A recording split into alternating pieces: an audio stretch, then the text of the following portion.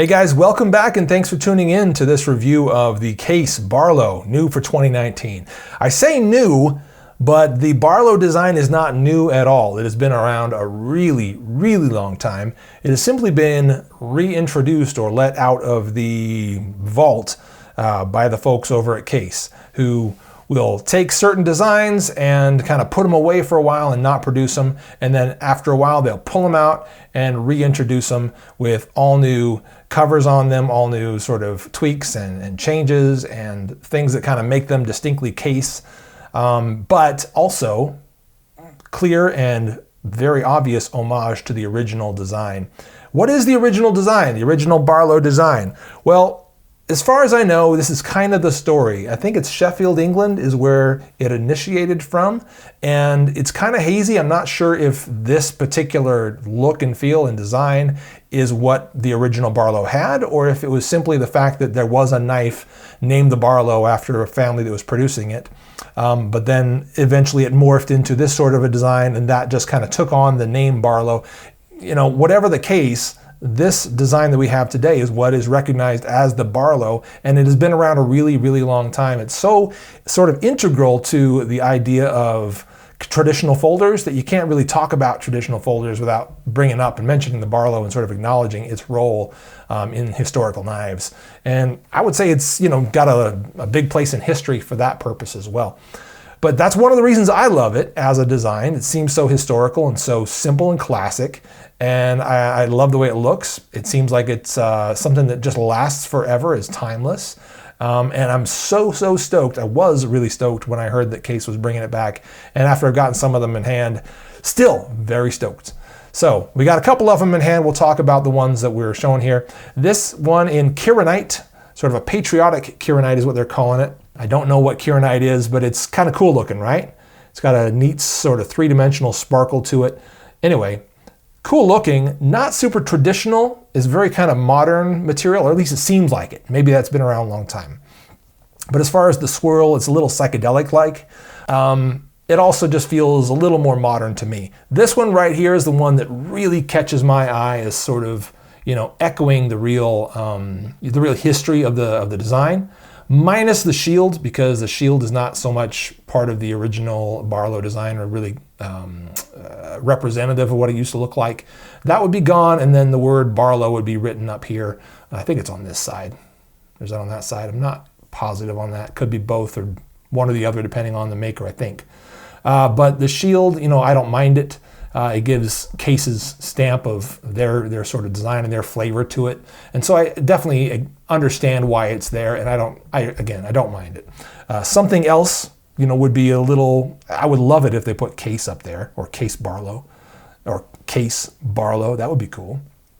But then there's this one right here, which is the Caribbean blue. That's what it is. Caribbean blue bone with, I think, a saw cut going on there, which is really cool looking. Good transitions on it, on this one right here, to the bolster. And you can see that this one has not been carried in pocket. I just picked this one up from Blade HQ just barely recently when they had it in stock.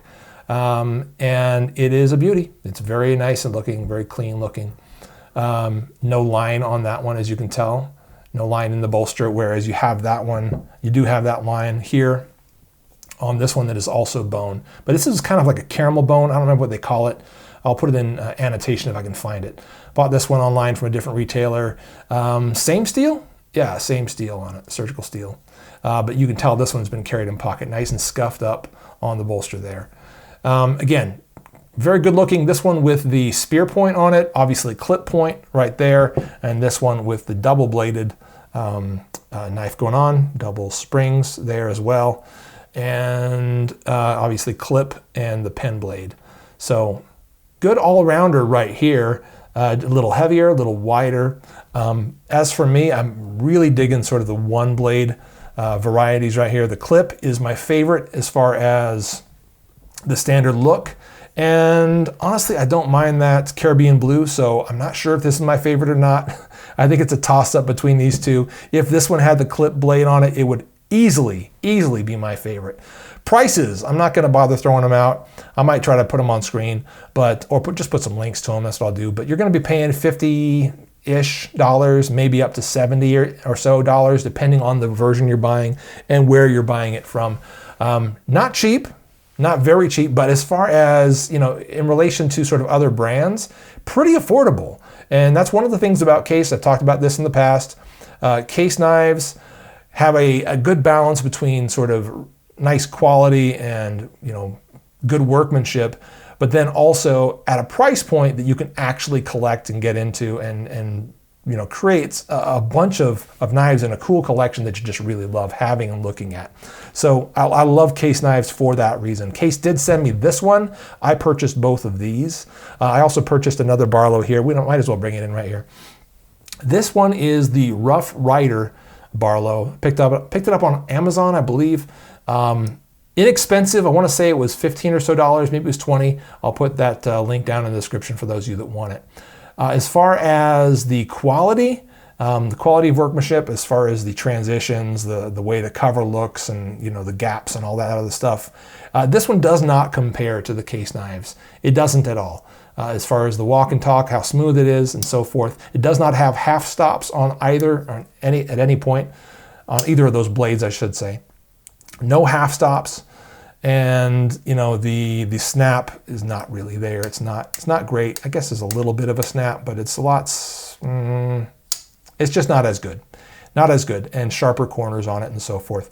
So from a quality standpoint, you're getting a lower quality knife, but I will say this, it came with better edges on it. I did not do anything to these edges. I think I might have touched them up just a little bit on a standard, like a Spyderco Sharp Maker. I might have, but I feel like I didn't. I feel like I just put it to work. And we'll talk about the work that I did with all of these in a second. But I feel like I got straight to work with this one. So it came with the edges were, really good, and they've held up okay. As compared to these ones, they've held up just fine. So if you just want an inexpensive Barlow that you can carry around, you like the design, you don't mind if it's not perfect, and you want to do a little bit of whittling here and there, probably this is not going to be too bad for you. You're probably going to enjoy it. So I'll leave a link to this one down in the description, as well as all of these where I find them. But as far as sort of the walk and talk and the the quality of each one of these, they all do have half stops, and they snap really nicely in all positions. So I've liked all three of these quite a bit. These two right here, the ones that I've done most of the carving with, most of the whittling with, and they feel really good. Let's see. You can hear that, I think. Nice little half stop on it. So good action on it, good motion on it, walk and talk, as they say. So I've liked all three of these. The Kieranite there, again, the finishing transitions as far as the spine right here also, that's a nice clean line. Okay, and that's one thing that I don't see on the Rough Rider. The line that goes from the spine of the handle to the spine of the knife, there's more of a drop there, more of a transition. It's particularly on I think it's on this one, yeah, on the pen blade, you're going to see more of a transition, a drop there. Whereas if I remember right, on both of these blades, there's a nice clean transition. Yeah, see, that's what I'm talking about. I mean, I can feel it, but it's very nice. It's very flat, very flat. So from a quality of workmanship standpoint, these are a great balance. And again, you get a good looking knife that feels really nice in your hand for not too much money. So that's one of the reasons I've loved Case knives up to this point and still do. Okay, so we've talked a little bit about sort of the history of the Barlow, showing you these three. Again, we're going to talk about what I whittled with these knives here in a second.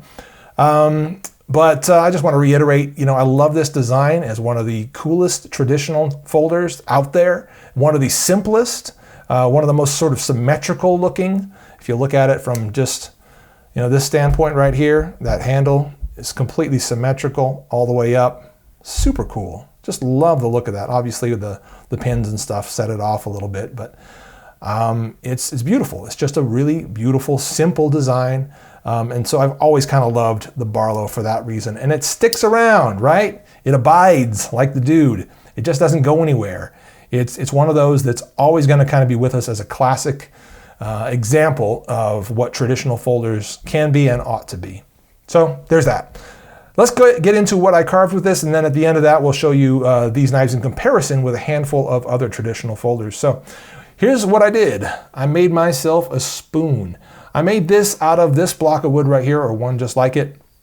And this is basswood. Picked up a supply of this from Amazon. You can buy this as a nice hobby wood. A lot of folks use basswood for carving, particularly as something that's readily available, where it's provided in a sort of a controlled fashion where you kind of know what you're getting into with it. It's all kind of has the same softness, no big knots or whatever. And so you get good quality blocks that you can use to carve whatever you want to carve. And so to make this spoon, what I did was, instead of trying to carve it that way, as you can see, this is a little more narrow than this. I actually rotated it like that to get the full width of the bowl, and then carved away at all of this first.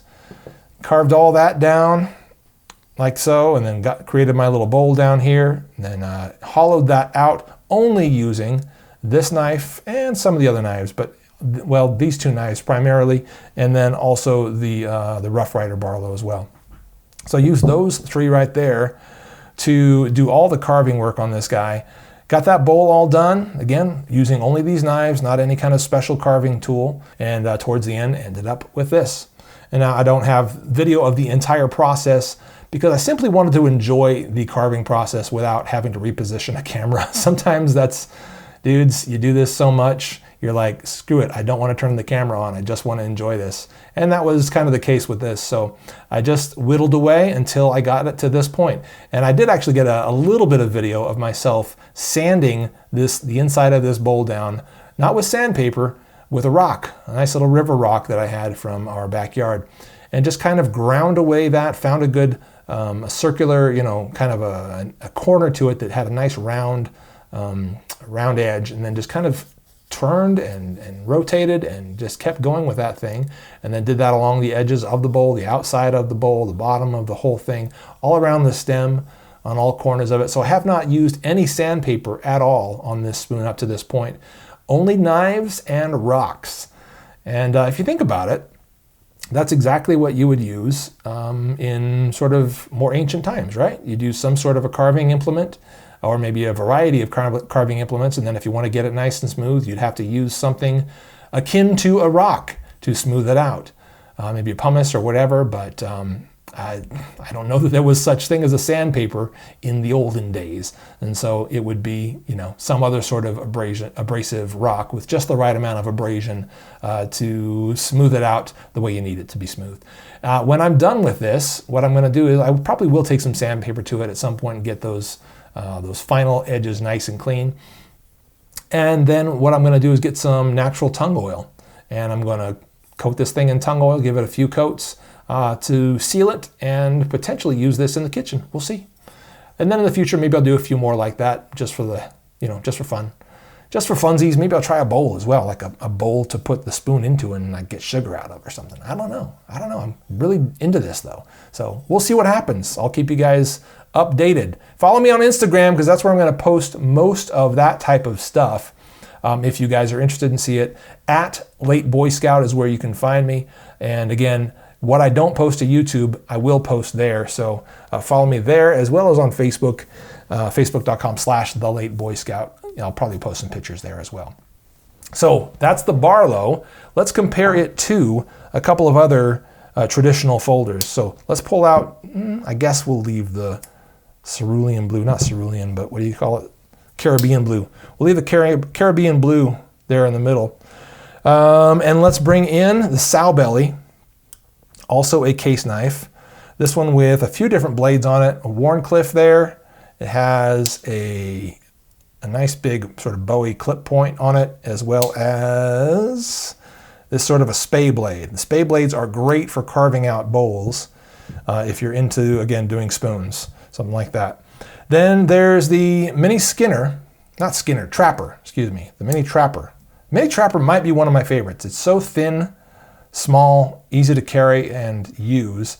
Big, long, elongated clip point on it, as well as, and this is one of the other reasons that I like it, a nice long spay blade. Again, big curve to the edge of that spay blade makes it really easy for carving out the bowl of your spoon. You get it down in there, and that that curved edge right there does a great job at carving away at those curving sort of lines inside the bowl.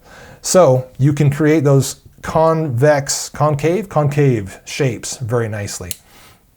This one is the copper lock, and this one in a bone stag. This one has the orange bone, jigged orange bone, and that one is the chestnut bone cover, which might be my favorite. It's just such a cool sort of reddish brown and totally smooth. Really like that thing a lot.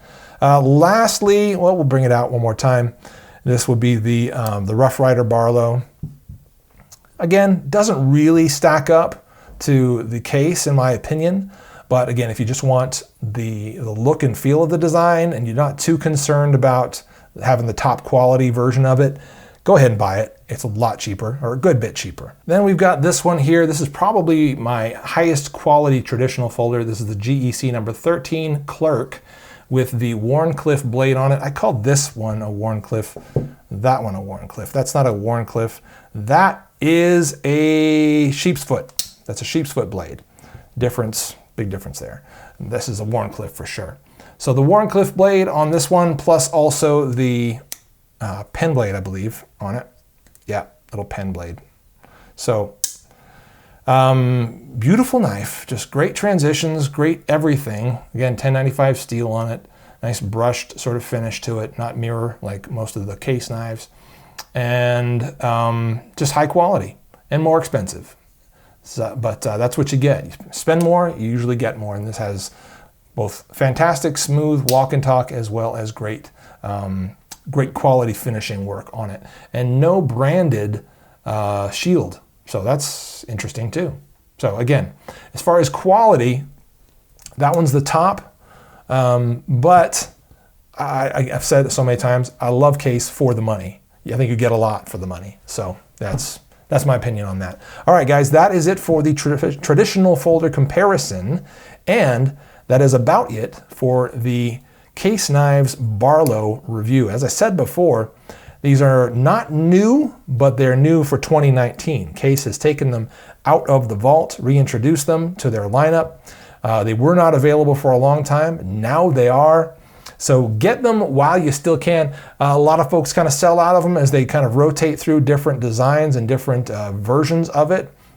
You'll find them in certain places and won't find them in other places. So you can't stick to one online retailer or one shop. You got to go around and look all over the place to find the one that you want. Or if you want all of them, you got to really shop around to get them all. But they're out there. You can find them. They're terrific. I think you'll love them just as much as I have. Well, thanks so much for watching, guys. I'm the Late Boy Scout. We'll see you on the next one.